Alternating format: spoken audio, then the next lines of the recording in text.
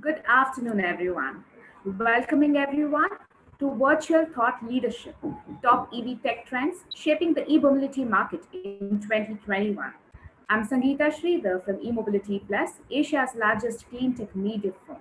Now, I would request opening remarks by Shri Anand Deshpande, who is the Senior Deputy Director and HOD at ARAI. Over to you, sir.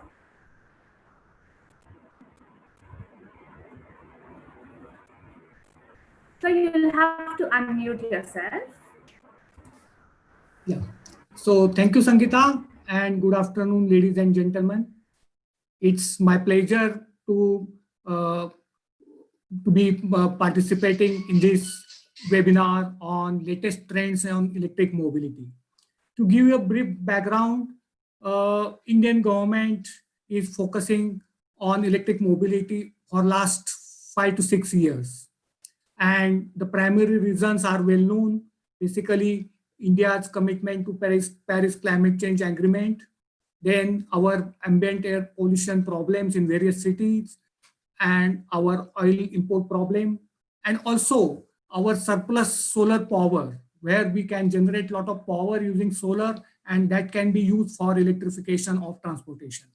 So because of these objectives, Government of India launched National Electric Mobility Mission in the year 2012 and 13.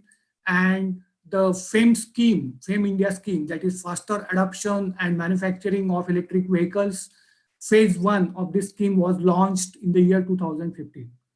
This phase 1 lasted for 4 years. And in the last year, 2019, April, Government of India launched phase 2, based on the feedback and the learnings which were obtained during the phase 1, which was the pilot phase of the FAME India scheme. And phase 2 of FAME India scheme was launched last year with ambitious outlay of rupees 10,000 crores over the period of next 3 years. So everything is going on very well in the last year. Major focus has been on public transportation, where major fund outlay has been for electric buses, then auto rickshaws, e-rickshaws, and also considering that in India we have got major transportation using two-wheelers. So personal two-wheelers also have been included in the FAME India scheme for the demand incentive. Similarly, government has understood the importance of charging infrastructure to give the confidence to the consumers. So around rupees 1,000 crores have been earmarked under phase 2 for establishment of charging infrastructure across the country. So in the last year, we saw a lot of traction on various tenders for electric bus projects in various cities, initiated by the city corporations, then various state transport undertakings. Also, we saw a lot of expression of interest from ESL, then BHEL, REIL for establishment of charging infrastructure in various cities along highways. Everything going on smoothly, and we got struck with COVID-19. So last 3 to 4 months have been bad. Otherwise, also automotive industry was going through a bad phase because of introduction of BS6 and lot of safety rules and regulations, and also overall low sentiment in the business. Now, post-COVID, what will be the situation as far as electric mobility is concerned is actually everybody's guess and curiosity. At the moment, the major focus in electric transportation is on public and shared mobility, but because of social distancing norms, how it will pan out in public transportation and shared mobility post-COVID is a question, and that is a challenge. Parallelly, lot of companies, they have been impacted by COVID-19 for their businesses. So R&D investments in technology development for electric mobility is also going to be a challenge. Lot of startup companies who are working and who are aspiring to work in this area, they also might have been impacted, and they also might be facing challenge for the technology development. Nevertheless, I am of the firm opinion this is going to be a short-term impact on overall auto sector and electric mobility specifically. But India's growth story as far as electric mobility is intact, and in the medium to long term, it is going to prosper, and we will migrate towards clean transportation, and electric mobility will play a major role in that direction. Government of India and our Prime Minister, our Honorable Minister is also very much focused, and he has given us the mantra of Atmanirbhar Bharat, wherein we have to now take up this challenge and convert it into opportunity for local indigenous development. So a lot of localization is happening under phase manufacturing program under FAME India scheme phase 2. So in the medium to long term, there will be growth of electric mobility. What we can see, a lot of innovative business models will come forward. Today in the morning, I was participating in some other webinar on electric buses. So new design of electric buses will come with social distancing norms, without AC, and other different kind of requirements of post-COVID. Similarly, swappable battery business model is also being piloted for auto rickshaws, and government is considering including swappable batteries in the FAME India scheme. So that will bring down the cost of vehicles, and also lease battery business, energy business also will prosper. Parallelly, we see a traction in the form of fuel cell electric vehicles also, because battery technology is going to be a challenge, and also we will be dependent on imports. So using hydrogen as indigenous fuel, if we can develop a cost-effective fuel cell in the country, then the electric powertrain will remain common. And instead of battery, we can use fuel cell as electricity source. So a lot of traction is being seen in the fuel cell electric vehicle domain also. So future is going to be electric, whether it is battery electric or fuel cell electric, only the time will tell. But in the short to medium term, it will be battery electric, and long term, it will be fuel cell electric. That's what I think. So these I thought I will share with the audience, and we will be happy to hear to the experts. I will be also very happy to hear the expert panel, which today will be speaking on various technologies. So thank you very much, and all the best for the webinar. Thank you very much for the insights, sir. Now, before we proceed ahead, I would be quickly launching a few polls to understand the category of audience that we have today.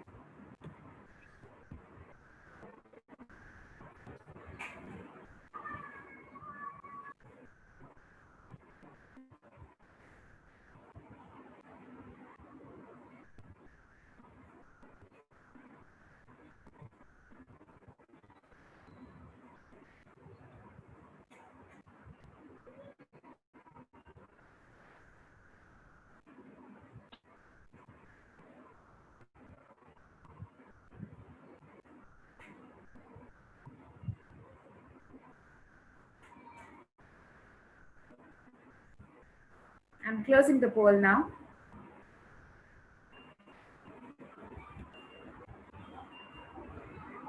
So we have a mixed category of audience today. Moving on to the next poll.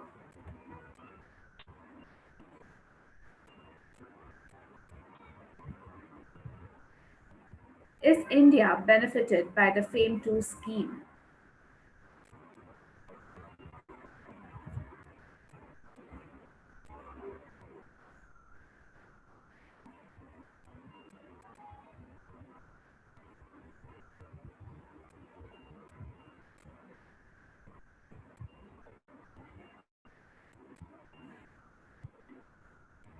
I'm closing the poll now.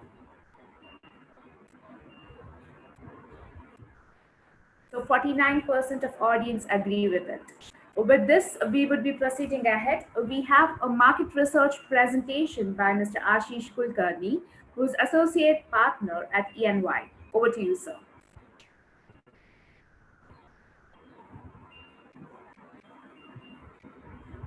Thank you so much, Sangeeta, and everyone. Good afternoon to everyone. And first of all, I would say that I'm truly humbled to be part of this extremely distinguished panel, and it makes. I just hope and wish that all the panelists and all the people who are attending it are safe and healthy in these times. I think we are moving in a direction which is quite. I mean, quite something which we have never seen before, and I think wishing everyone good health and safety. That's from my end before I start my presentation.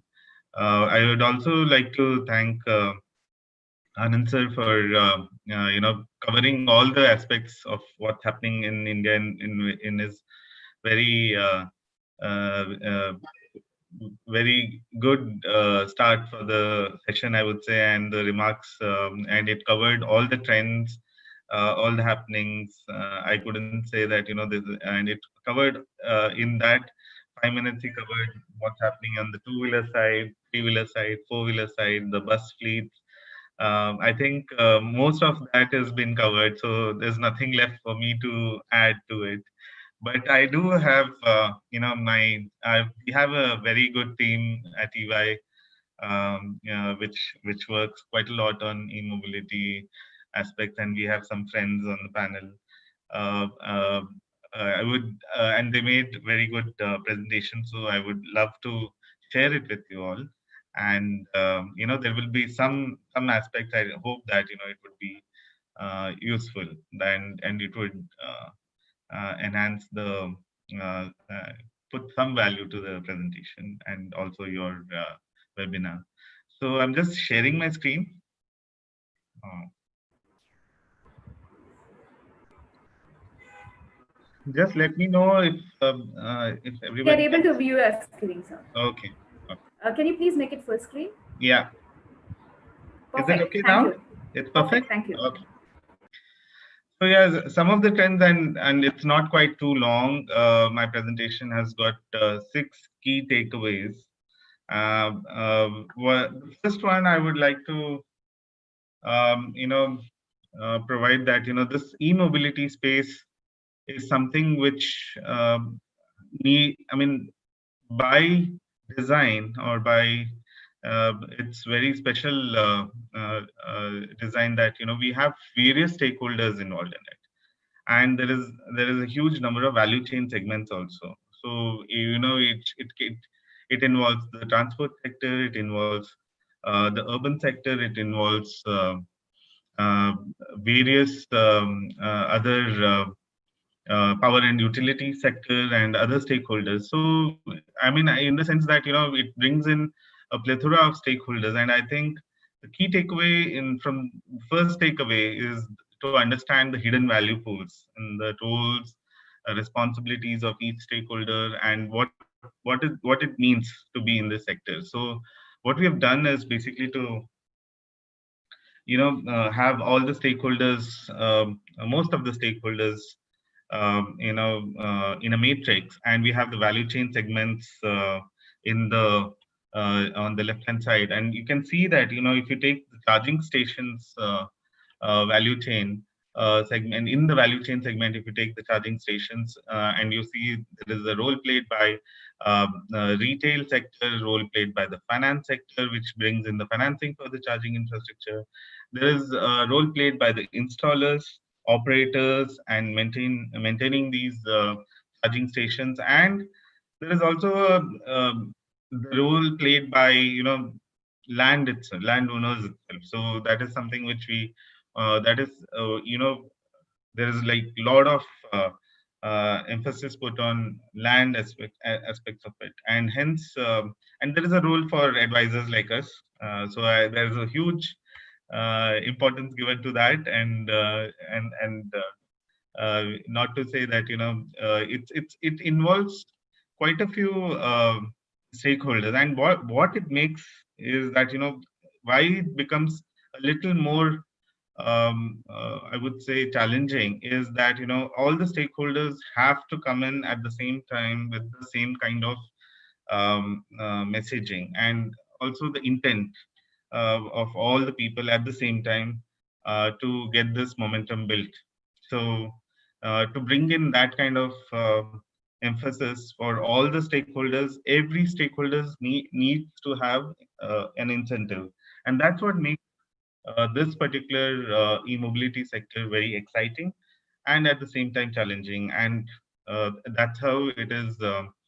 It is one of the key things which we need to know, and that's one takeaway from what we would provide. And the second takeaway is that there's significant synergies across the across the value chain, and the value pools are quite different, and the synergies between the players as well as the value pool itself is quite daunting. If you see the matrix which we have created, and we've taken each value pool and marked it against the market players.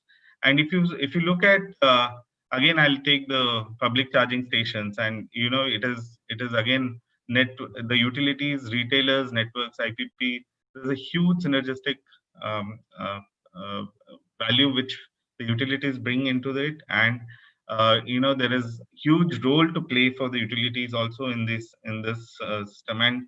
And there is a possibility of them also having more and more new business models around it. So there is immense potential for all the market players to move within these value pools, up or below. And it signifies two three things. It signifies uh, the aspect of bringing in more value towards yourself. The automobile OEMs can actually get into utility space. So if you look at what's happening in the UK today, Tesla has got actually they can sell electricity when the car is not in operation. So it is as equivalent to a discount. So there is value which can be associated with a particular aspect, and that can be brought in and that can be enhanced. And that is what we are trying to tell by this slide, is that there's a lot of synergies that can be brought about from mining companies, oil and gas companies, the financing players, the smart city developers. They all do have a role. They can play that role efficiently and also move towards other value pools which can bring in much more revenues and much more business potential for them. So that is, I leave you guys with that thought process by this slide. The third aspect, the third takeaway from what we have been seeing is that, and this can be again, we have panelists who can um, talk hours on this, but one of the key things is home charging highlights. I mean, there are quite a few hurdles in approvals and installations, and we have mapped that across installation, charging, and payment and maintenance. I won't go too much into it, but this is something which needs to be, and there are various business models which are coming up to reduce these pains, and making it much more amenable for each individual like us to go forward and take this and bring it home. So bring the e-vehicle home to wherever we are. So I think more regulations are coming into place. More states are actually building it into the building laws, and how the charging station should be. One of the key things which need to be featured and need to be there. It's a must thing now in some of the states, and hence that is something which is one takeaway from my presentation. Fourth takeaway is quite interesting. It's one of the key things about what's happening. At least pre-COVID times, we were very very happy to see that a lot of fleet owners were getting into e-mobility, and e fleets were, I mean, it was commonplace. And I would say that maximum number of people living in at least 2-3 cities were already started using those e-fleets. And we saw that many of the startups were actually doing well in that. As EY, we also, we had given as a part of our EY Foundation, we had given out our parking lots to one of the fleet owners and e-fleet owners. And whenever I used to book for, attending, I used to book office cab for attending a meeting or something, then pleasantly surprised by having an e-card, e-vehicle to go to these meetings. And that is something was happening across NCR. And many of the corporates were getting into this e-mobility, aspiring to go for e-mobility for all their office-related work. And we did an analysis on the total cost of ownership, and we could see that where we did the parity between the when will the TCO parity will for four-wheelers, two-wheelers, for the delivery fleets, and for the corporate fleet services. And we found that daily utilization of 220 or 240 kilometers per day was in terms of ride-hailing fleets, and in terms of corporate fleets, it was around the similar mark. And for two-wheelers, and it was around 50 to 60 kilometers per day. And this is something which uh, you know was picking up quite a bit actually. And then, as Anand sir said, that this COVID has put a halt on it.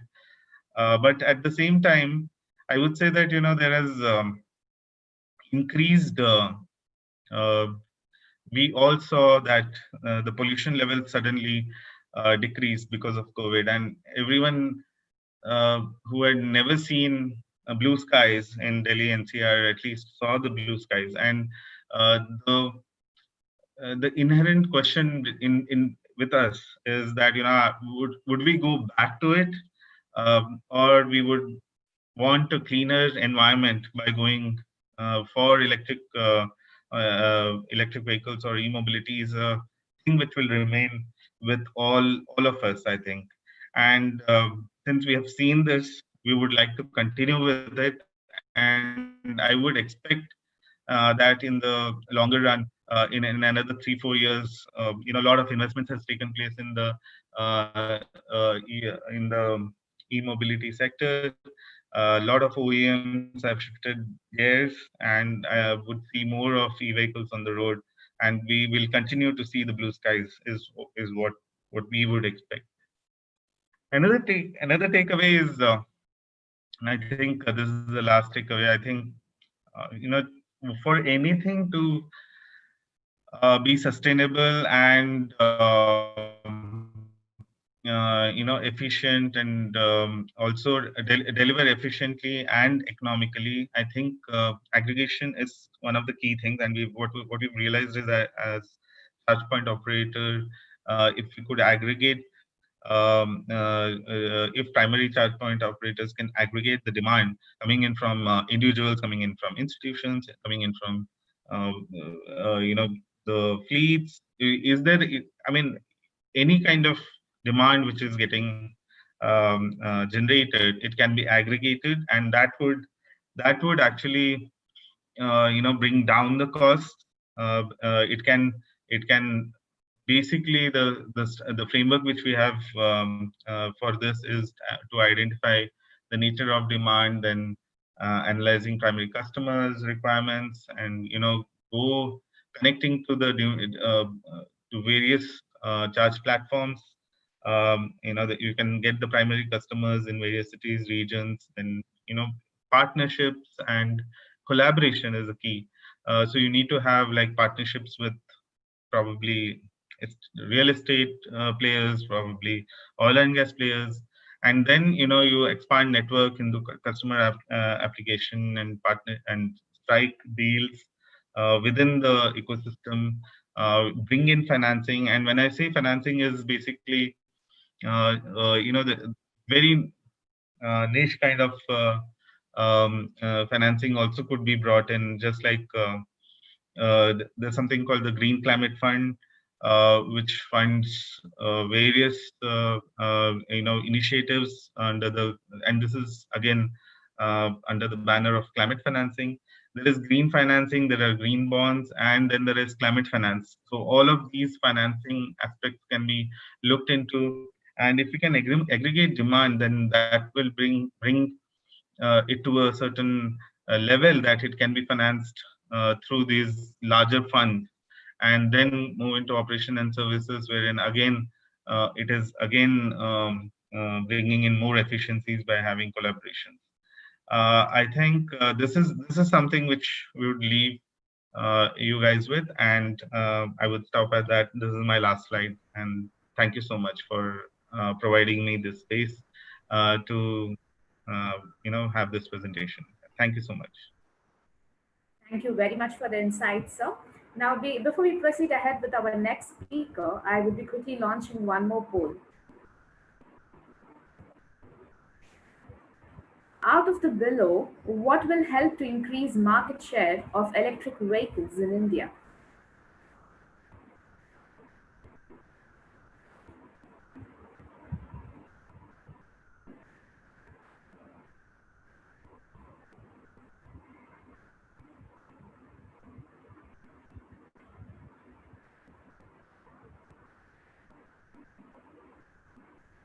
I'm closing the poll now.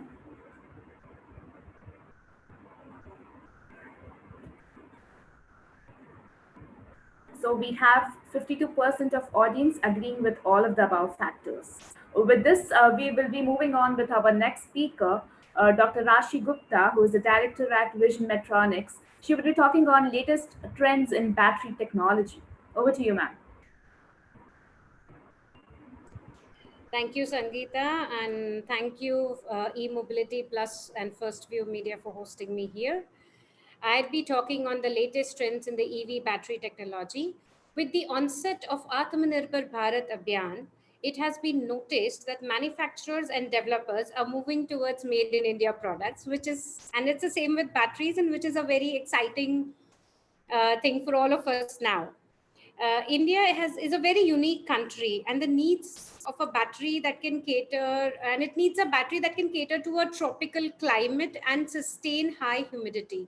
Both temperature and humidity affect the performance of the battery.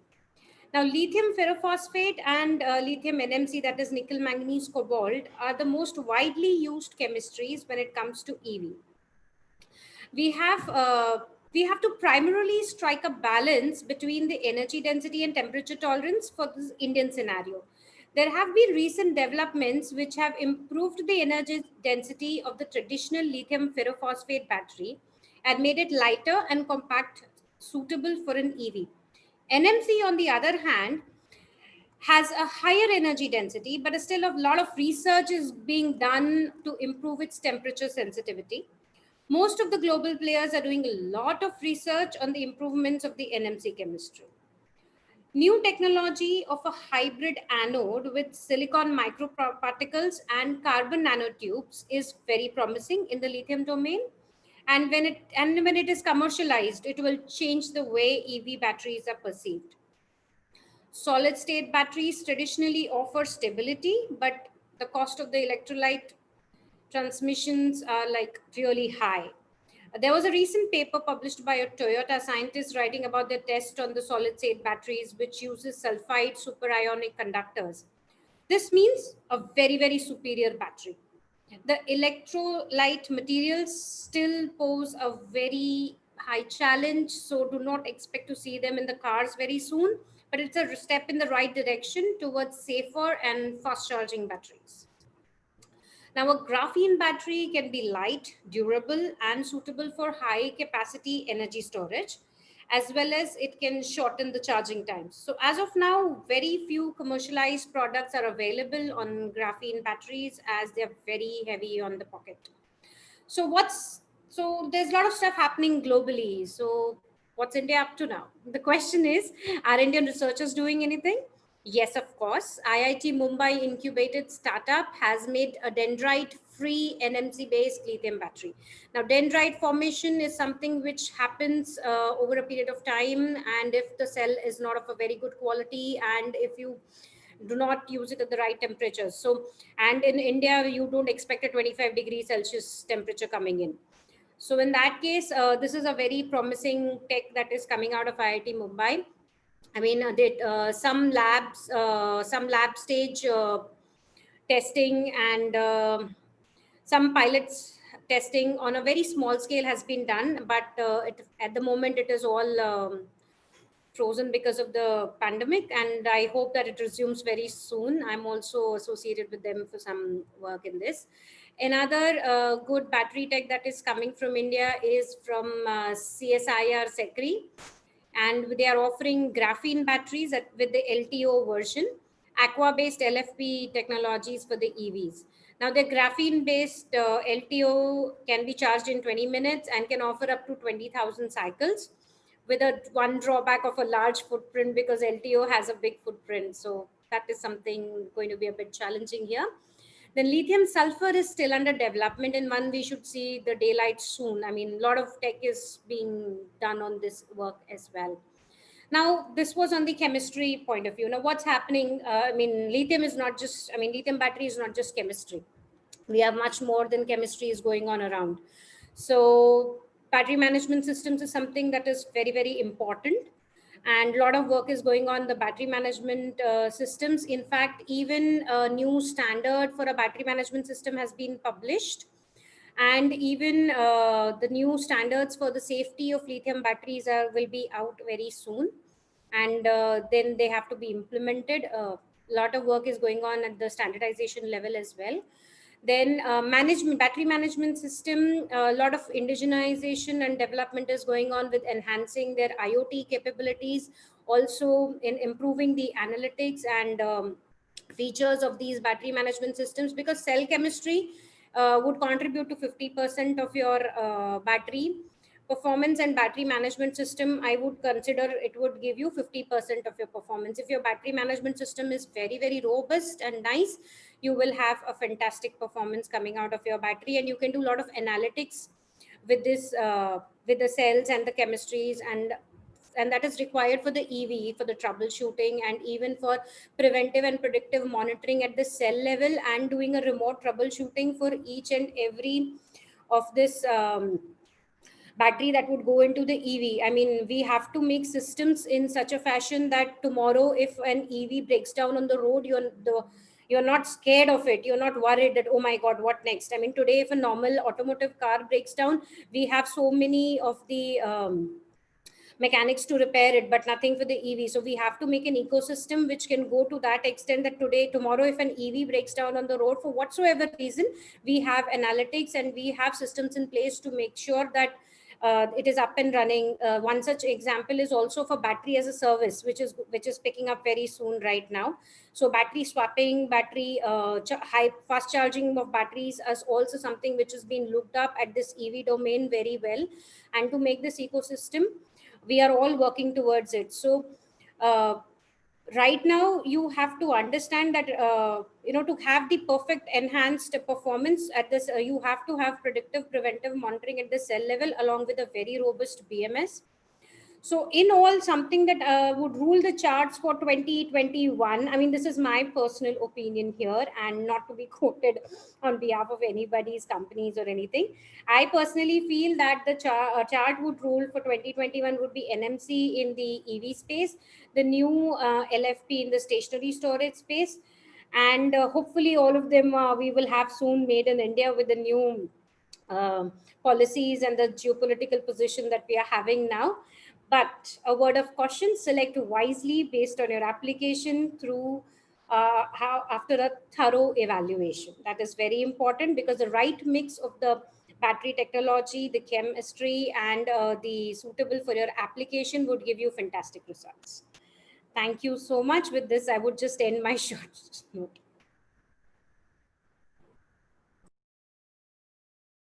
Thank you very much for the insights, ma'am. Before we proceed ahead, I would be quickly launching one more poll.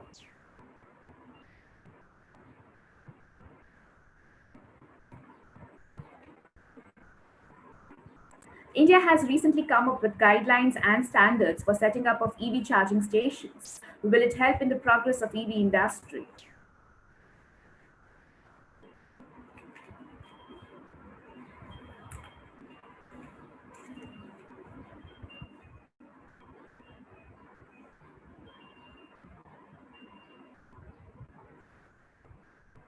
I'm closing the poll now. So 55% of attendees agree with it. With this, we would be proceeding ahead with our next speaker, Mr. Yash Tattaglia, who is the head of technical operations from Bright Blue. He would be talking on trends in charging technology. Over to you, sir. Yeah, thank you, Sangeeta. I'm really happy to be on this panel and share my personal views on, kind of top global EV charging trends in the technology front. So basically, to give you a brief background, I've been working in this EV charging industry for the past 6 years now. I was working with EVBox, which is currently the global leader in this EV charge like kind of industry, based out of New York for their North American division. And now, I've come back and, I work with Bright Blue. You're basically, our aim is to create a global charging company out of India. And, we are a group or a team of, people with global experience from the North American, European, as well as the Indian market. And as Mr. Ashish said, that COVID has brought back blue skies in Delhi NCR region. At Bright Blue, our vision is exactly that. To push zero emission transportation and always have bright blue skies. Okay, so I'm gonna a little bit talk about the global kind of EV charging infrastructure market. So it's kind of projected to grow at to around $140 billion by 2030. And it's already growing at roughly around 35 to 40% year on year. So the rapid pace of growth is expected to continue. It's mainly because of the constant innovation and R&D efforts that are being put in that domain to improve the EV charging technology. So based on of course personal views, I feel I've listed down like kind of five kind of trends that we will be seeing going into 2021 and beyond.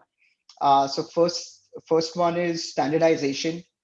So till now, globally there were kind of three popular charging standards. Like for example, in the US, for AC charging, there was the Type 1 plug type with which is J1772, and for DC, it was mainly CCS Type 1 with a few CHAdeMO chargers for kind of the Japanese cars that were there.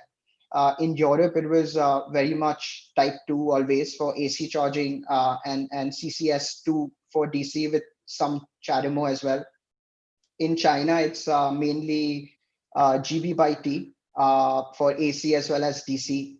Whereas in India, we kind of started with a standard electrical socket for the AC chargers, which we called as Bharat AC001, and kind of the Chinese GB by T standard for the DC charger, which we kind of renamed it as Bharat DC001.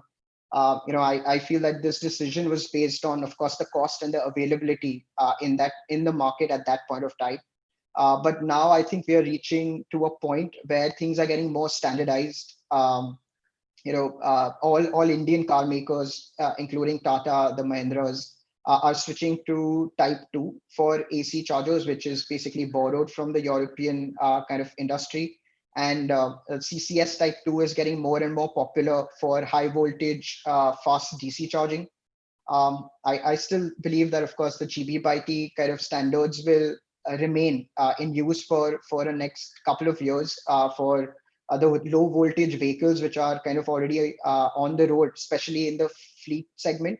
But overall, globally, CCS standard is kind of the leading for DC. And that trend has even kind of forced Japanese automakers to kind of shift to CCS ports on their cars instead of CHAdeMO for the European as well as the North American market, because CCS chargers are more readily available when for an EV driver. The second trend that will kind of keep continuing from the previous year is the AC charging. I truly believe that it will keep growing. So globally, AC charging is the most common method of charging your electric vehicle. Mainly due to the low cost of the equipment as well as the installation. Not much kind of infrastructure upgrades are not required to kind of have or install an AC charger. The AC charging stations are most likely to capture about 80% of the global market. The rest 20 would be fast and super fast DC chargers. And then, and it completely makes sense because, for example, if you live in a city and you're not most likely going to travel more than 50 kilometers a day, and if you have a charger at home or in your office, you will always have 100% battery every morning. Similar to your smartphone, you plug it in at night. In the morning, you always have 100% battery. In more dense urban setup, like city like Mumbai or Delhi, Bangalore, there will be more public AC chargers, which is similar to how the Chinese ecosystem built up. So there'll be more public AC chargers available at cinema halls, at malls, at parking lots, at corporate offices, which will cover most of the needs for an EV driver to basically commute to and fro work, as well as do his other chores, with having an AC charger at home or at his office. The kind of third trend that is kind of really also picking up is the DC fast chargers. So right now they make up for around 15 to 20% of EV charging stations globally. But they will become more and more common. The role of many EV network providers, such as ourselves, is already to focus on basically on DC chargers. These chargers are about 10 to 20 times faster to charge a vehicle than a common level 2 AC charger. So as more and more EVs come on the road, as more EV owners travel and take longer trips, they will definitely appreciate a larger kind of DC network being set up, at a more affordable pricing. So India will also kind of follow that trend that's happening mainly in Europe as well as in North America. So in North America, there's they have these programs like Electrify America, where they're making full corridors, like going from East Coast to the West Coast, possible in an electric vehicle by building that network. I think here in India it will also follow, but it'll be more from the private side than more from the government or the public side. And we certainly expect more and more DC chargers along the highways, interconnecting cities. So that is the kind of the second, third trend. Fourth trend is more on the technology side. So there will be more communication between the vehicle and the EV charger or the EVSE. The technology progress on both sides, which is like the EV charging hardware, software, as well as the EVs itself, is kind of now allowing more information to be shared between the two. So that means the vehicle and the charger. So information like, what is the battery SOC, what is the battery temperature, what is the condition, will further kind of enable accurate prediction of charging time, which is kind of missing in the current infrastructure. But with OCPP 2.0, as well as other APIs that are being kind of developed and standardized globally, we can expect, more advancement in performing kind of a transaction with an EVSE to get easier. Maybe we won't even need a mobile phone application anymore. The charger may just connect to the car and read, the kind of the VIN number and kind of allow you to do the charge session and all the payment related services are already linked. So kind of making the entire process easier. The fifth trend kind of that I really think, and it's kind of, I'm seeing a lot of pilot projects happening, especially in the European as well as the UK market, is vehicle to grid. So it's basically another trend which is helping to reduce carbon emission. The V2G kind of aims to smoothen the times of peak electricity demand. So the reason being is the average car is kind of parked 95% of the time, and so the V2G technology makes use of this facts. So whenever they aren't currently being driven or being charged, the owner of the car can leave the car plugged in at home or at work. And at times of kind of peak demand, EV owners can let the charging network draw power from the car and feed it to the electric grid itself. So it's kind of, your car basically acts like a stationary energy storage device when not in use. And in this way, there are certain charge point operators kind of becoming a mini utility in a way, because when they do this, V2G provides a huge relief for the local and state electricity provider, because when there's a peak demand, your car basically can supply some electricity back to the grid, and in turn the EV owner can also make money from selling the electricity itself. So that's really interesting, and I definitely am really excited for that trend to really pick up, especially here in India. Yeah. So apart from that, it is definitely a super exciting time in the e-mobility industry. Everything is being optimized, from batteries, getting cheaper, better public infrastructure.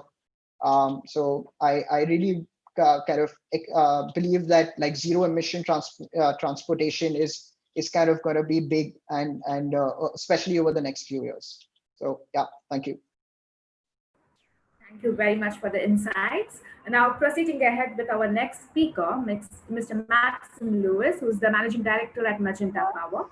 He will be talking on trends in charging technology. Over to you, sir. Right. Hi, Sangeeta. I hope you can hear me loud and clear. Yes. Okay. First of all, Sangeeta, FirstView, thank you so much for inviting me for this discussion, and also thank the fellow panelists for setting it up, especially Yash, because he's covered a lot of some of the points in the EV charging space. How I'll break up the next couple of minutes is in three sets.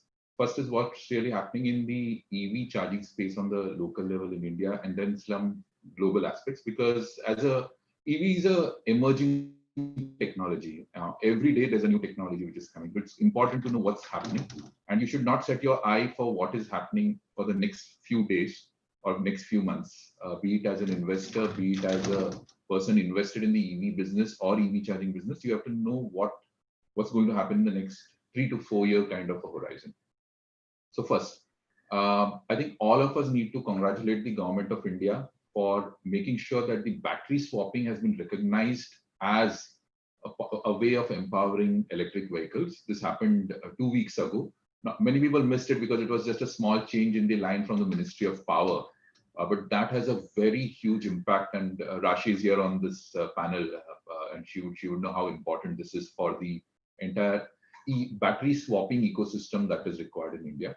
So I think what's happening is the first thing is the government of India, despite the pandemic and in spite of the pandemic, is recognizing EV. There's continuity in its intention.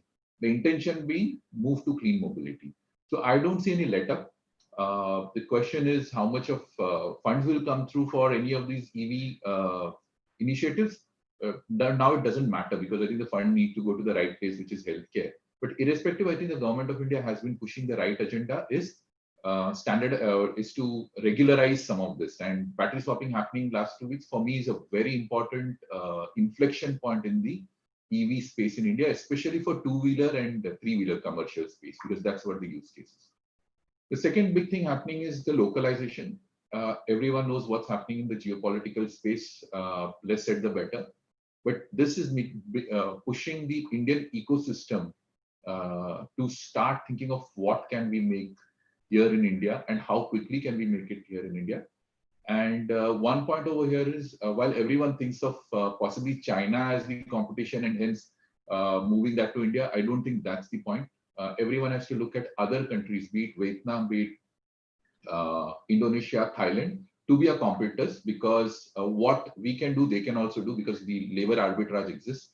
So that localization, people understand, but we need to get in very quickly. Of course, the question about batteries remain, how can we make it in India, but it's a long-term game, and I'm less, what do you say, I'm not the person to talk about it, but there's a huge push for localization, including components in the EV and the EV charging systems. And I also believe, I mean, we are working on a very huge project right now as to, of course, all our charging infrastructure is made in India, all of whichever has been manufactured by us.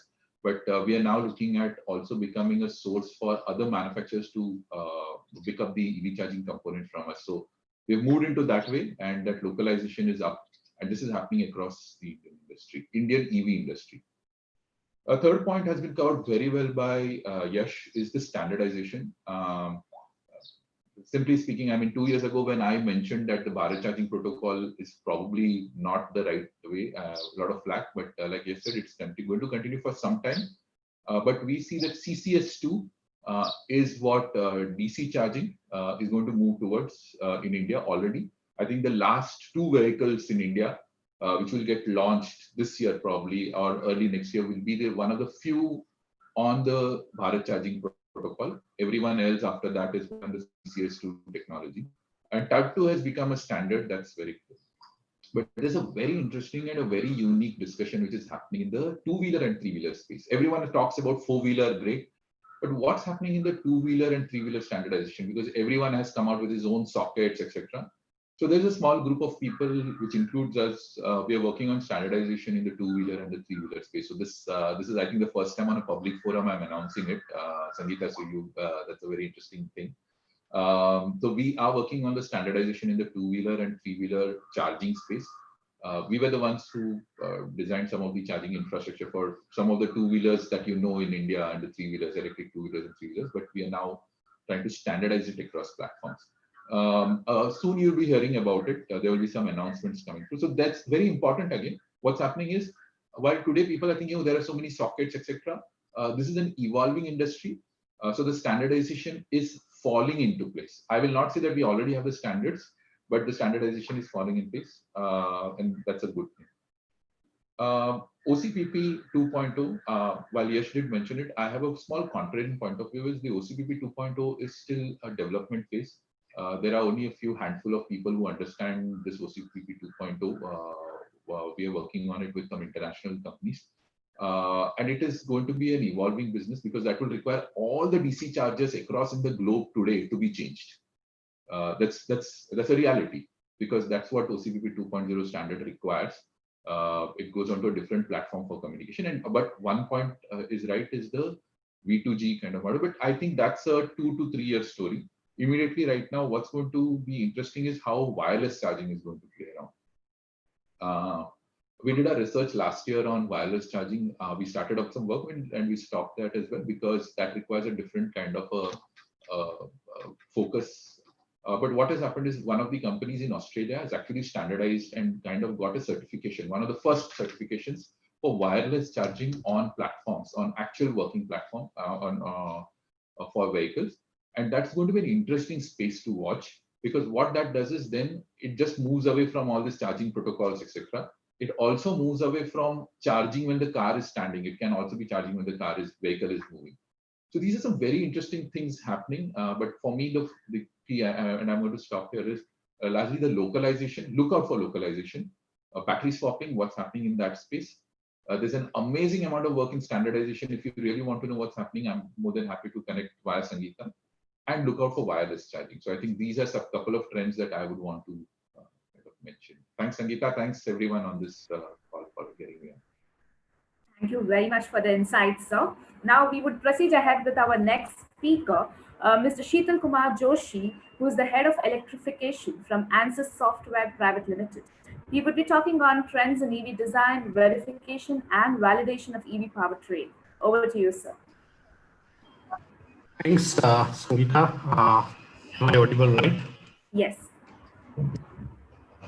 Fortunately, my video also started working at this moment, so that's better. Thanks, eMobility Plus for having me here in this panel, and has been great discussion so far. What I'm going to talk about today is more specifically on technology side. So there is some sort of detour, but still topic is relevant to what we are discussing today. What I'll be discussing is what are the trends in the design and development of entire EV powertrain.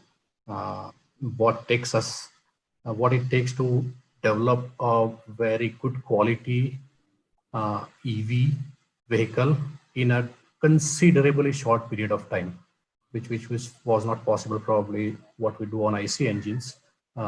We can do that, and technologies have kind of evolved on that.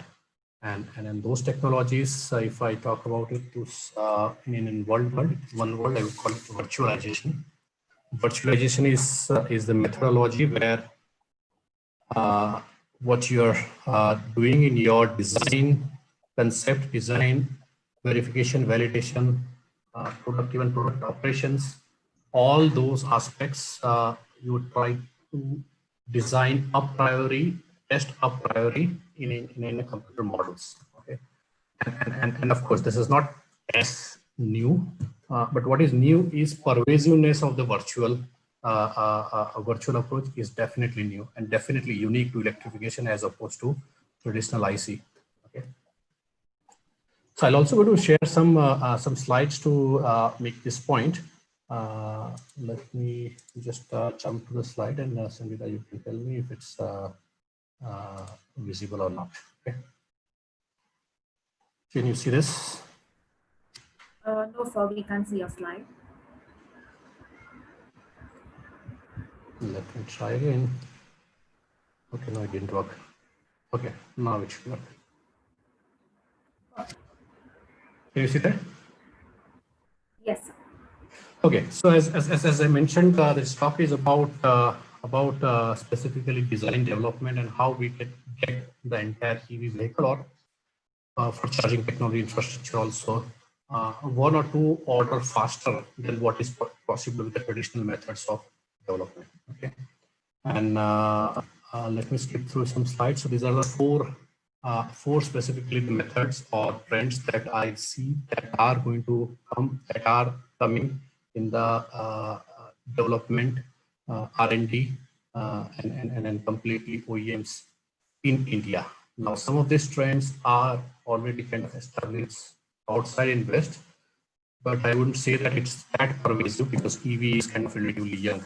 So whatever kind of our OEMs also work on these 4 trends, I think that would be cutting edge. But there are enough validation that these technologies or these trends can help reducing the development time by an order of magnitude. And it might look a little difficult to believe, but I'll just share some more detail on that. First is MBSE, model-based system engineering, and model-based system engineering is kind of it is a broad topic. It's an umbrella of topic. I even say that all the topic I'm mentioning that can be covered as a model-based system engineering. It has many definition. It has kind of it's like digital twin. The word is kind of it's used by many people for many groups in many contexts. But kind of a fundamental thing which I can say is there is a digital continuity through the models exchange from requirement, product development, product design, product verification, and product deployment. There is a continuous digital thread that exists. Okay. Today that thread does not exist. All group works completely differently. Specifically mechanical, thermal, electrical group, system and software group. Software kind of it's like car is going to be as mechanical as big as software, as big as kind of electronics. So I think these 3 streams working together, that's going to be important, and that's the digital thread that we need to insert in our product development processes. Again, this is a very big topic. It has the areas of system engineering, integrated vehicle, health management, and many things.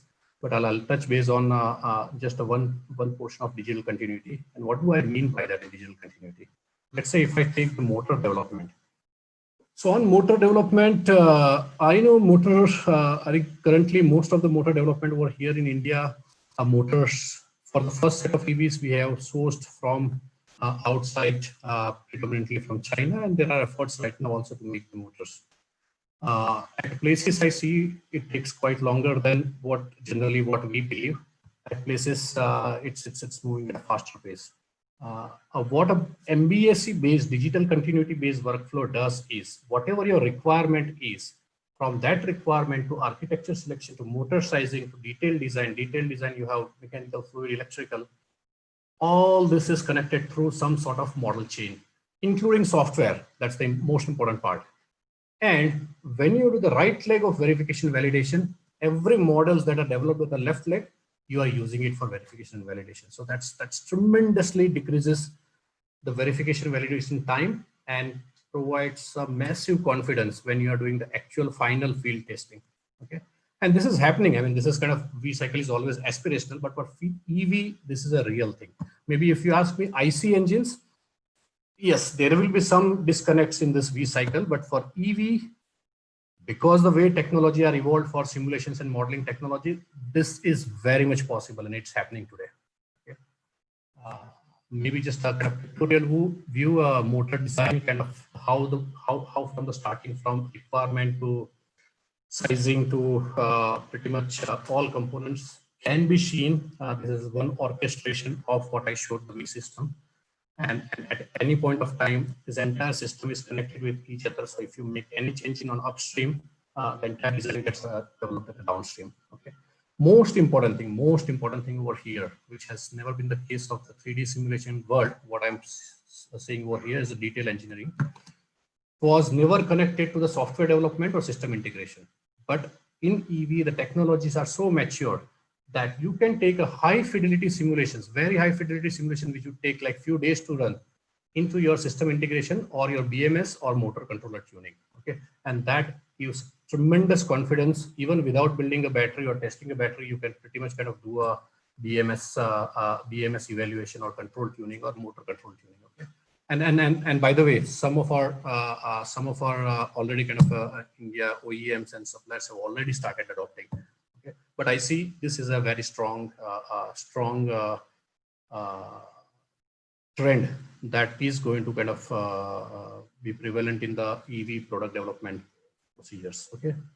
I will skip through second part. This is the model-based calibration and verification validation. It's somewhat similar to what I show on motor, but kind of let's say in battery, what I'm saying is you specifically need a long running of practical data to be able to tune your BMS. BMS as Rashi mentioned, kind of 50% is chemistry, but 50% is how you use how you create the package, how you keep the module, and how you manage your software.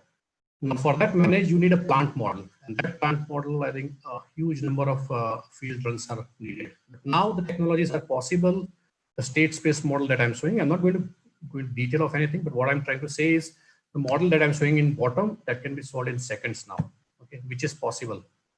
And then those state space model can then easily kind of couple control software, battery pack, motor load, everything. And these are more realistic high fidelity numbers. So these are not kind of based on the previous designs, or these are not based on kind of some sort of analytical thing. These are very high fidelity numbers. So after that, if you whenever you do actual building vehicle and do field test, it's going to be quite close. So I think again, this slide was showing software development side of it, and how the software development also follows that V cycle, and I think this specifically ASIL-C and ASIL-D software. That development can be increased, speeded up by about 50 to 60%. And these are kind of quoted number by our customer if a model-based system engineering approach is used for developing a BMS. Okay. And second thing is it can be connected to the models that I described also in the earlier slide, the thermal model or the mechanical model or electrical model that are connected to this system integration. So I think this tremendously speeds up the battery development. Okay. But again, be it battery or motor, the message is the same. You are doing MBSE based system simulations, which you are using high fidelity simulation, 3D system simulations, 3D simulations in the system simulation world. You're actually marrying 3D simulation and 1D simulation world, which had been separate all the years along. Okay, and with that, so this is kind of just a slide I wanted to leave it for the validation point that this method that which I mentioned just on the battery, I think they are already kind of in place. This have been adopted. The stories have been published also in open domain, and then the exact the same method which I mentioned. I think have been adopted by Aggregation and Volkswagen, and then there are more also. As I mentioned, there are Indian OEMs also have started taking this up, and then hopefully, as and when we have some maturity and get permission to share that, we'll be able to share that as well. Last two I will run through very quickly: simulation, process, and data management. Because as I mentioned, IC engine had luxury of getting fine-tuned in 100 years, and EV needs to do that journey in around 10 years. Okay, so now virtual or simulation, there is no comfort. It has to be done. Okay, now the problem happening on the simulation side is there are large number of groups with structured electromagnetic system simulations. There are hundreds of softwares, and it is creating the efficiency problem for the bigger organization. Now, if it was, if you go back 20 years back and when said digital transformation in the automotive industry, that was a PLM. Okay? And PLM worked quite nicely for automotive or all other industry, manufacturing industry, where your design data and manufacturing supply chain and all are integrated quite nicely. Very nice. In fact, it has integration with ERP also. What is missing over here today is managing the design, development, simulation, verification, validation data. Those are still lying across the some Google Drives or shared drives or emails or presentations or and I think communications. It's ad hoc. So it is creating a huge challenges. So any organization which needs to scale quite intensely in the product development, I think managing simulation and process data and integrating that with the other enterprise digital transformation system like PLM and ERP and all, I think that is mandatory. That it's not an option; it has to be done if speed is required. Okay. And again, I mean, there's also some of our customers have already used that kind of thing. It's e-motive over here, where procurement, component development, system engineering, all groups are combined to kind of sort of digital thread. So I'll kind of not going into much detail on this part. The last one that I have is compliance, and we all know how critical the compliance has been for EV, specifically two angles. One, the most important probably is the battery safety, and in fact it's as more connected and more software getting into that, compliance is critical. And second is the electromagnetic compliance. Both are very tedious, and they are known to delay the product launches. Okay, we have seen many examples that, like, ready to launch, but entire car went to EMC chamber and kind of it's not matching, it not be resolved, and now chamber time is not available for next 3 weeks. So gone. So we have seen such type of instance, and it's not surprise. I mean, there is no fault of electrical design engineers, because now we have kind of 30 to 40% of cost of the vehicle is electronics. So electromagnetic compliance is going to be a critical thing. So what the new trend is using again virtual simulations, carry out the electromagnetic compliance pre-compliance studies. And I think this is what does this do is you can actually virtually create like MCAD, mechanical CAD. You can create a car, and you can create put the PCBs and all electronic component inside the car, and then you can also have a chamber-like environment, all built into the virtual mode. And building into virtual mode has an advantage that you are not waiting till prototype is done. Before that, as soon as you designed, I think you start analyzing whether it's going to be working good or not.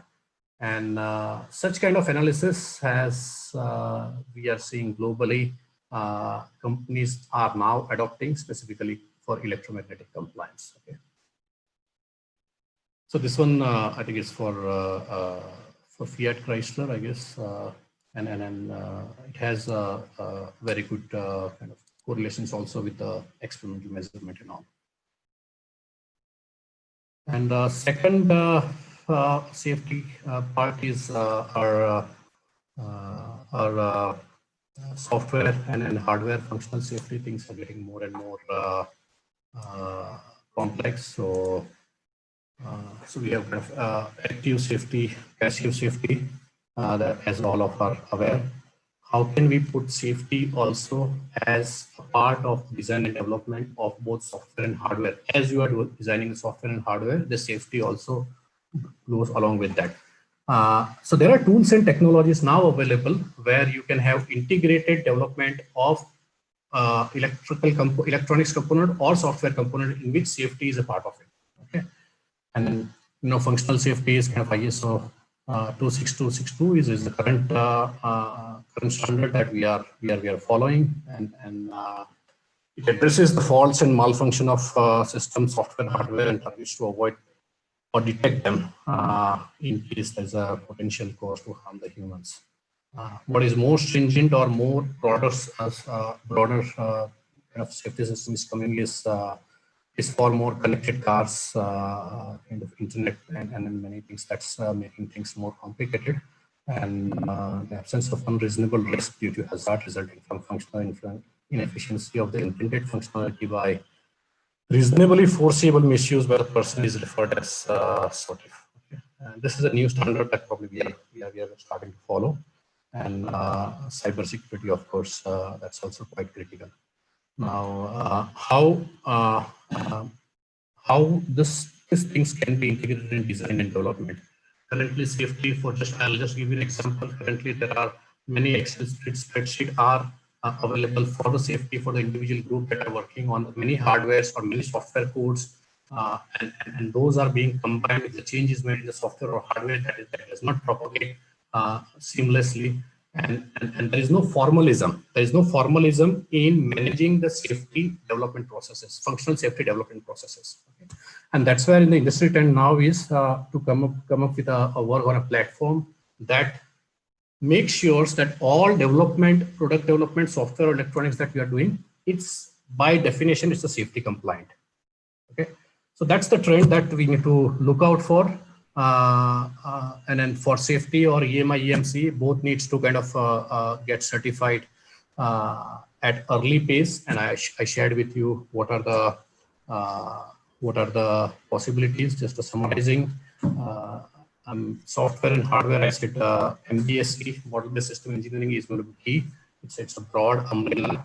What we are doing over here is we are breaking the silos between 3D detailed designs analysis world and 1D or system simulations or control guides. We are breaking that silos through MBSE, and model development can be an order of magnitude faster than what it was done before.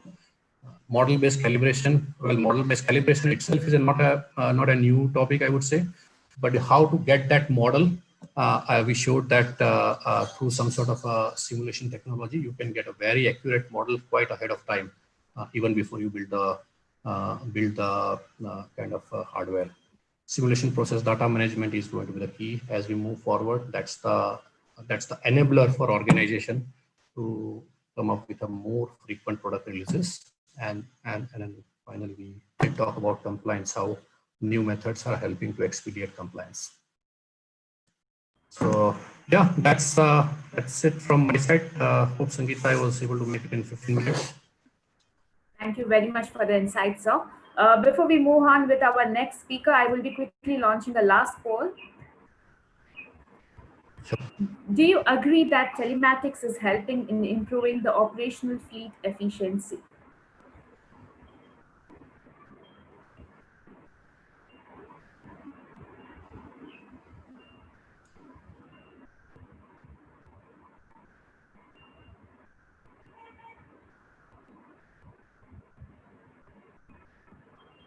I'll be closing the poll now.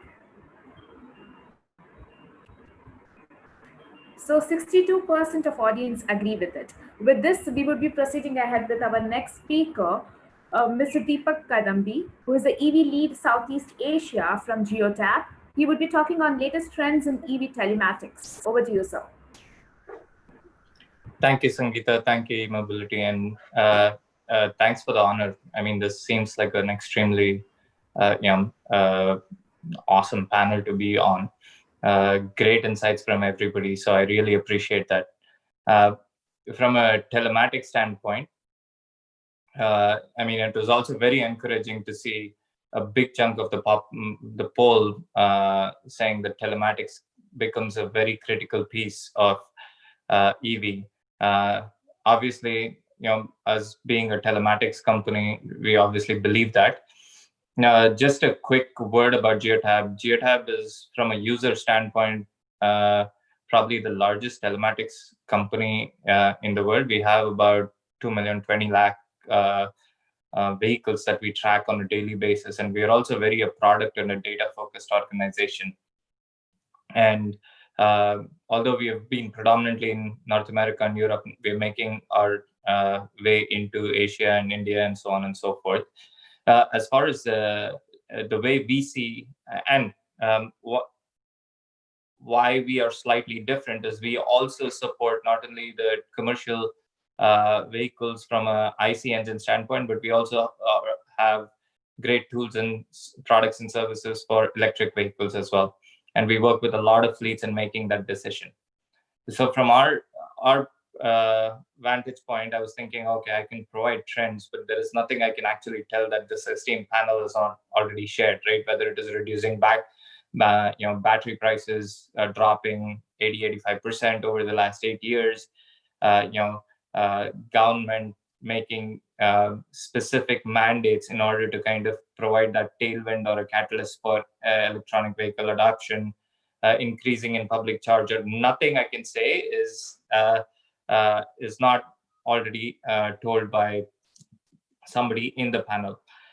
From a telematics perspective or an EV perspective, data is really good. Everybody agrees the importance of data, whether it is to understand the state of charge, whether it is maintenance, whether it is to predict range and so on and so forth. And when data is good, there are two things. How do you extract the data and how do you interpret the data? And that is where telematics kind of plays a role. And we've tried to do that, right? One of the things that we are doing is we work with a lot of fleets across the globe in actually trying to understand that buying decision, right?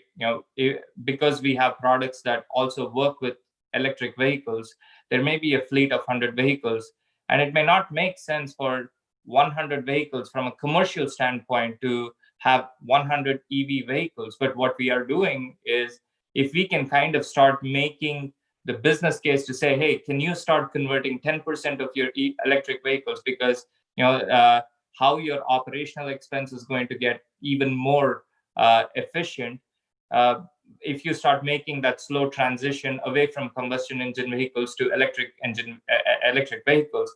That's kind of decision making we are allowing. We have for our customers, we have something called an electric vehicle suitability assessment tool, which is given away for free for almost every customer, because we are trying to encourage the customers to use that in order to make that decision of, hey, does it make sense for us to kind of continue to make the next purchase of a vehicle as an electric vehicle, or does it make sense for a combustion vehicle, right? So there are ways in which we can kind of influence the purchase decision of fleets by providing them data and business cases for that, right? And then I think Yash was mentioning it when he was talking about, I think, you plug in the vehicle in the night, and then in the morning, the vehicle is charged. What we have realized is, just because you have a charging infrastructure in your depot or a warehouse or wherever, or your garage, it doesn't mean like if there are 50 vehicles, all 50 are 100% charged in the morning. This is also where, extracting data from the vehicles, and I think if I'm not wrong, it was Paxson who was talking about relationship between the charging infrastructure and the vehicle itself. But if that kind of a relationship is there, if we can extract that data and we can provide it to fleet owners, it becomes a more efficient model, because the best business case to make the socially responsible decision is to kind of prove that there is a dollar behind that responsible decision you're making. And that's kind of where we are playing from an electric vehicle telematics solutions perspective, right? So that said, there are a lot of things that ways in which we could potentially use telematics, but we are unable to do so, right? And combustion engine vehicles, we have OBD port or a CAN bus and so on and so forth, where the vehicle design itself allows us not only to kind of use either a plug-in or you do a 3-wire harness, you connect it to the vehicle, you extract the data. So you're not only getting, you're able to do various value-added telematics, provide value-added telematic solution, whether it is harsh braking, how is it going, and so on and so forth. While we are able to do that on the 4-wheeler and above, like medium commercial vehicles and heavy commercial vehicles, that charging infrastructure is not as standardized in when you talk about 3-wheelers and 2-wheelers and so on and so forth. Like I said initially, data is extremely critical for us to kind of help proliferate in the proliferation of electric vehicles. But from a telematics perspective, we would want to be in a position where not only do we have the data, but we have the ability to access the data, right? Which is a big challenge, especially when we are starting to work in the 2-wheeler market or a 3-wheeler market. Simple thing as connecting the vehicle and getting a state of charge, which should be based on every other conversation, a basic thing that we should be able to do, that becomes a challenge, right? So this is where I would like to probably talk to Mr. Sheetal Kumar and the likes and say, hey, as you guys are designing electric vehicles, consider how you can kind of allow us to extract information and data and so on and so forth, where our ability to kind of provide value-added services becomes that much more stronger, right? I mean, to kind of wrap up, I know we are already over time. To kind of wrap up, I mean, ways in which we could kind of help is obviously like Mr. Deshpande and other government officials or people working with the governments across the globe, to make push like the FAME 2 scheme in India, or Singapore making a decision that every new bus that they would buy is an electric bus, providing incentives. Those things can help. I know Mr. Kulkarni talked about ride hailing, employee transport, last mile, and so on and so forth. This is where we can potentially work with fleets to kind of make that decision, saying, hey, why is it making more sense for you to start thinking about your next vehicle being an electric vehicle? Those are things that we can do. And last but not least, I know Rashi mentioned about, Dr. Rashi mentioned about, impacts of temperature. We actually have a tool based on, obviously, we are a Canada-based company, so the temperatures in Canada become really, really low. But we also have vehicles in Africa or the Middle East and so on and so forth. So what we are doing is we are doing predictive model on how the impact of that day's temperature can potentially impact the range of the vehicle based on charge and such. So I know I was talking a bunch of things, but I was just tempted by all the intelligence poured out by the panel, and so I had to kind of comment on that, and I'm more than happy to interact with the panelists and the participants. So Sangeeta, thanks for the opportunity. Truly appreciate this. This has been a learning experience for us. Thank you very much for the insight, sir. You can stay with us. I now hand over the session to Mr. Ashish Kulkarni to take it for a Q&A. I request all the speakers to kindly switch on their cameras and unmute themselves. Mr. Ashish, are you there with us?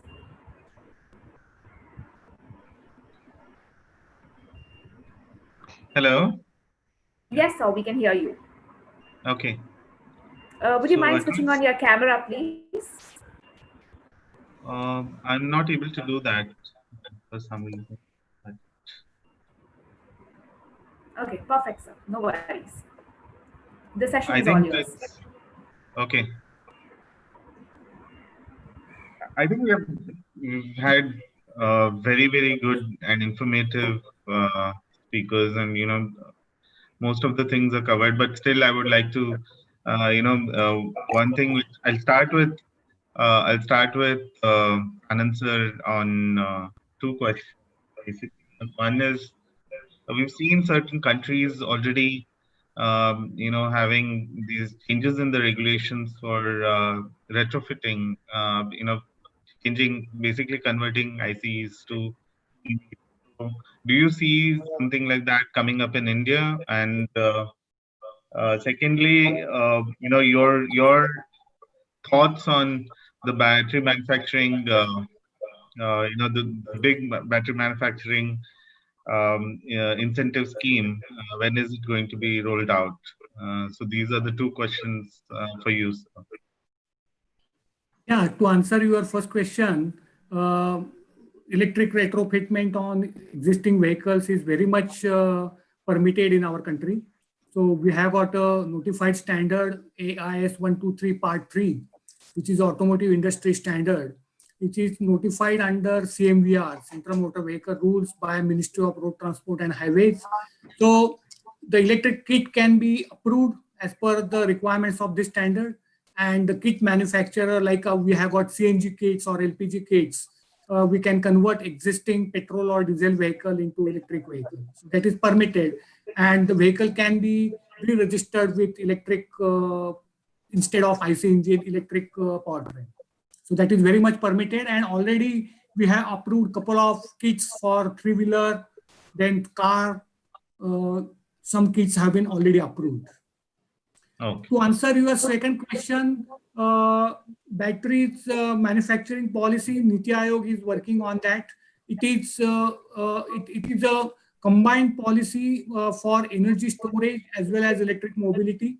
So what I understand is that the batteries, the cell manufacturing, the government will be giving incentives, and government will be promoting cell manufacturing in the country so that the batteries can be manufactured in our country. So initial applications will be electric vehicles, and the secondary application will be for energy storage. And subsequently, the batteries can go for recycling, and we can again recycle the precious material again into the manufacturing. So that entire ecosystem can be developed, and Niti Aayog is working on that, and probably soon we'll be hearing on that front also. Sure. I think we all been waiting for it to come up, and we really hope that it comes up very soon. Coming to you, Dr. Gupta, I think very, very insightful messages from your end. But what do you think when the whole world is looking at its own internally rather than the global outlook which we had pre-COVID? So with that taking into consideration, what do you think about the supply chains, and what is your thought process on the raw materials, and how are we going to, what are we doing on that front? And this is also pertaining to if you have any insights into the battery manufacturing rollout. I think more than incentives, I think some tie-ups with raw materials is quite required. What are your Exactly. thoughts? Yeah, exactly. My thoughts on this are in line with what you've just said. See, today we are commercially not, I mean, we are not ready for a commercial manufacturing today. I mean, we need to secure first the raw materials and have a robust, favorable manufacturing policy in place to attract these global players to come to India.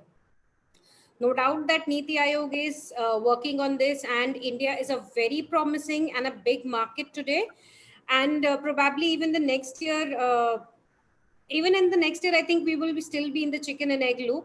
So we need to overcome that. And with this pandemic and geopolitical positioning, what we are having right now, the country wants to be Atmanirbhar, we are going to take some time, because almost 2 decades we have been working on globalization, and today suddenly if we come to localization and manufacturing it in India, it's not going to happen overnight. Rome was not built in a day. Same thing with us. We all, I mean, what is important is that the industry, government, and most importantly, the Indian consumer has to work together, and we have to take collaborative steps to achieve this. Because if the consumer decides that they want something which is made in India, there is no one stopping us from achieving the targets of making it in India for sure. The industry would be more than happy to make the ends meet and do everything possible to have minimal things coming from outside the country. But at least right now, we are definitely struggling with the supply chains in terms of, due to the pandemic, in terms of every raw material right now. But slowly in the last 3-4 months, I mean, in the last 1 month, we have seen how we all have tried and worked together to overcome these situations. And I'm very sure that with all the three joining hands together, we can certainly make manufacturing in India and make Atmanirbhar Bharat. And what are your thoughts, Mr. Joshi, on the same subject of supply chains? And what do you think is one thing which is required to ease this, and we do get whatever, all the stakeholders get what they want? What is that one thing which is? Yeah, on supply chain into India, and I think in the current geopolitical scenario, as well as also kind of our Prime Minister's Atmanirbhar call, there is definitely the movement will come. I am coming from more from technology side about product development and then what needs to be done to support that support that movement. Yeah. Okay, and I think the certain parts that I mentioned in today's talk as well, that integrating the design and development and virtual verification validation, that part, while you are making new product, that will have two advantages. Number one, the suppliers who are creating the new component, which predominantly by build and test method today, they would have more formalized methodology to create the component at a higher speed. Okay, so that's and also when you are in virtual mode, you can also work on the alternative. Okay, if this suppliers also would need some raw material. If this raw material is not there, other raw material, okay, they can immediately check the computational model and see if that works or not. So that's the speed of developing components. Second, I think Atmanirbhar, it should be a short term, but the product that we made should be also get to the export world. And those again, for those quality as well, making sure integrating Six Sigma or kind of all kind of variability study, robustness. Again, I'll bring that the new methodologies of kind of virtualization of the entire product development and verification validation. I think that will come quite handy. Now it's not easy. I'll just add a couple of more lines. It's not easy, or it's a kind of because this methodology or training to our engineers on this latest methodology, I think it's going to take time, and we as an organization also doing our bit, and says that we are collaborating with many state governments, kind of offering our engineering time to run from some COEs, and we are also doing some courses in some educational institutes, some IITs. We are doing collaboration. So yes, we are kind of working in a direction where there is a more trained engineers will be available to take up this challenge. Sure, I think yeah, rightly said that more than technology transfer, I think it's more of knowledge transfer that needs to happen now, and then probably look at partnerships based on knowledge, and do things in India. Probably having those alternatives in place is very doable, and it's something very practical also. So thank you for your insights on that. Maxine, we have, I mean, me and my team have been taking a lot of insights on you with you on the charging infrastructure. I think more and more questions do come on how to, and I mean it's with regards to spatial planning, it regards to cost, it with regards to technology. So, what do you think is is there any? I mean, as a person in this business, and it may be as you started your speech, you said that it's every day is changing. So how do you manage this, and what is your what's your thought process and on this business going forward? So I'll have to just change the statement. Every hour is changing while the conversation was going on. We actually launched 4 DC charging stations on the Mumbai-Pune highway. I just want another 4. So essentially now this just happened. I just got the message. The team is up running. It's this is like this is the space where things change on an hourly basis. So to answer your question, I mean it's a very broad-based question, but I think what we need to do is we need to have a more collaborative approach. We are actually working with a lot of players. The market is yet to grow. So I think the first if we understand that the market is yet to grow. So now is the time to invest in the market and grow together. And there will be time to compete. I mean, that is going to get later. One of the issues we have seen is the standards, etc. When we start to talk about it, we talk about an open platform. By the way, the software that we have is now going international. We are signing up a deal for our, so instead of localization, now it's export for us. Already, we'll probably be one of those first few who will export from India to abroad already. So what we require is a consortium. I don't think as an industry, and I think this is a group, this panel is, we need a consortium of people who need to have the stocks on working together, work on joint standardization. Otherwise, everyone moves in different directions and we spend our energies on developing same things, I think separately, or I think that's one of the key points I believe.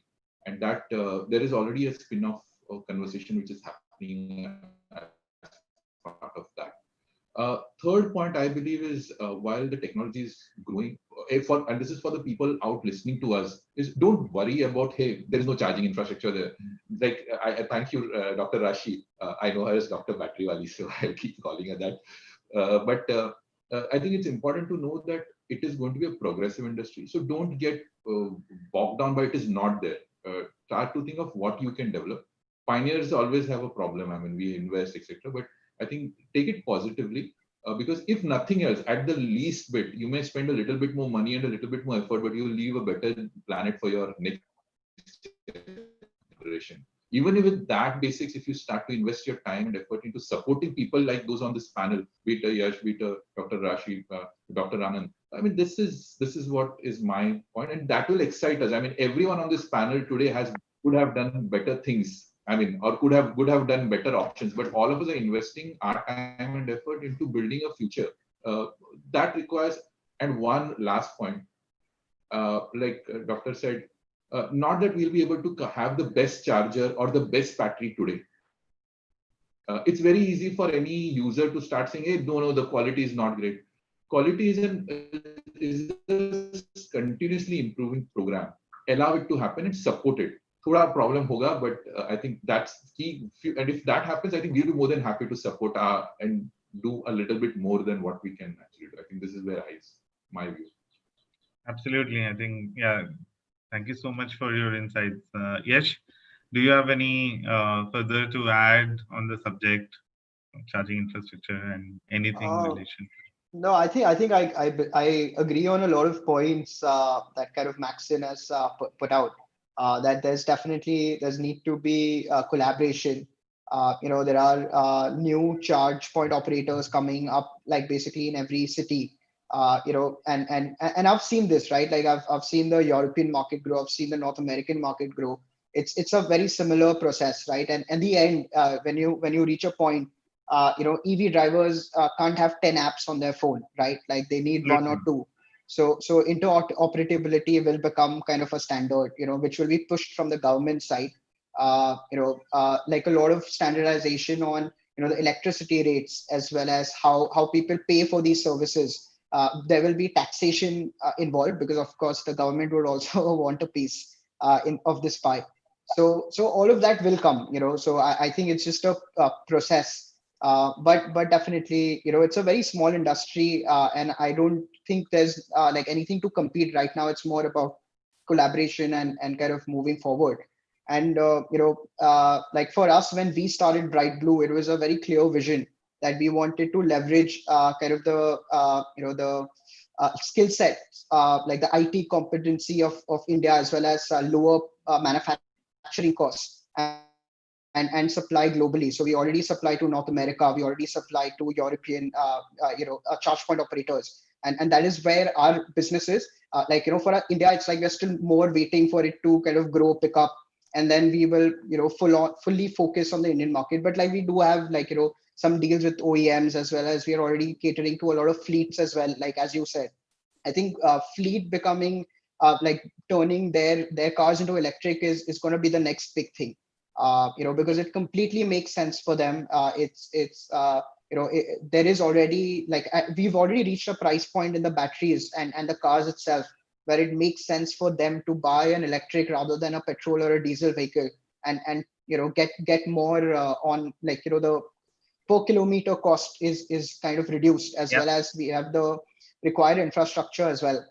The other thing I wanted to really highlight is that like we definitely need a lot more support from the state or the central government as well, because like when we set up charging hubs for fleets, the utility side, the cost to build a transformer at that place, bringing that like 150 or 250 kilowatt of power is super expensive. That's where the unit economics don't make sense.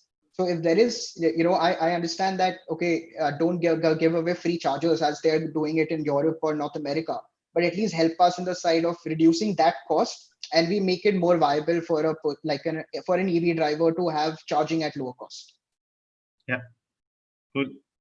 Yeah, this is the journey, and most interestingly, I think from the government side also, I think as we speak, there is a lot of additions, and the kind of road it has traversed, in at least in the e-mobility space, with as you said, Maxon, 2 weeks back we had the change in the policy itself, and having the battery swapping in, getting it in, is something which we have realized. So probably going forward, I think we will see some more of these incentives being rolled up for the charge point operators. I think that's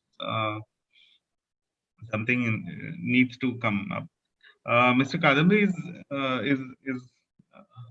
on the panel still? So he had an urgent meeting, so he had to leave. Oh, okay. Yeah, probably. I think that's the last question which I had was on the aspect of bringing everything together digitally, so that some platforms need to be there, and I think he's doing a great job. And these platforms we should also bring in. It should bring in the public sector as well as the private sector. So it can't be just static, in the sense that have all the e-mobility players but not the government, because at the end of the day, the state utilities are one of the key stakeholders in this particular journey, and hence having them also onto the board, and processes and approvals, everything needs to be in place, so that this it becomes seamless for that the entire ecosystem becomes seamless, to the extent that it can